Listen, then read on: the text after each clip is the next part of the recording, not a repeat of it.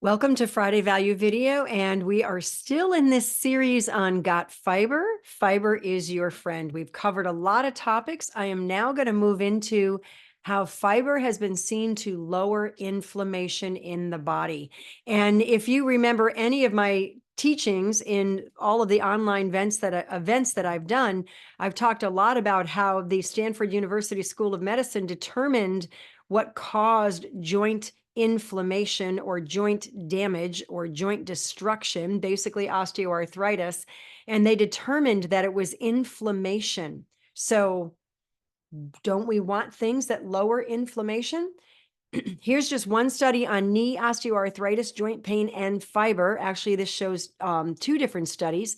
The Annals of Rheumatic Diseases, over 6,000 Americans in two different studies.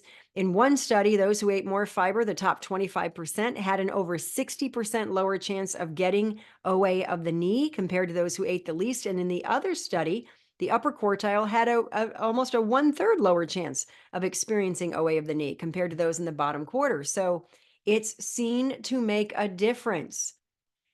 Here's another study. Blood markers for inflammation were measured in over 1,000 women, divided them into 5 groups. They were divided into quintiles, and it was based on how many cruciferous vegetables or broccoli, Brussels sprouts, cauliflower that they consumed. They looked at all the inflammatory markers. They saw that the tumor necrosis factor lowered 13%. Interleukin 6 lowered 25% in the women who ate the most cruciferous vegetables. We can even look at whole grains. Here's a study on whole grains. Then this is looking at younger girls, and it was randomized to 2 groups, and this was done really well. One added whole grains into the diet, and then they had a control group, and this is what they looked at. The whole grain group had half their grain intake from whole grains daily for 6 weeks. They then were asked to avoid whole grains for 4 weeks as a washout period and crossed them over to the other group for another 6 weeks. So this was a very well done study.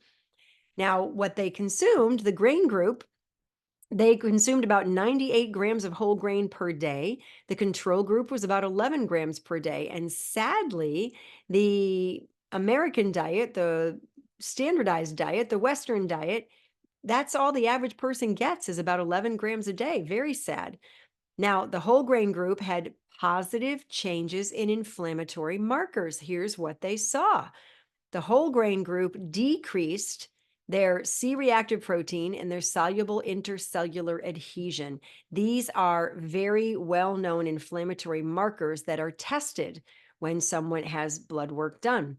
The whole grain group decreased 22% in CRP and 28% in the other. And then look here, the control group actually increased by 12% in CRP and 6%. So you could actually add these numbers together because that's how much they didn't get. So fiber is your friend. Get fiber to have lifelong well-being.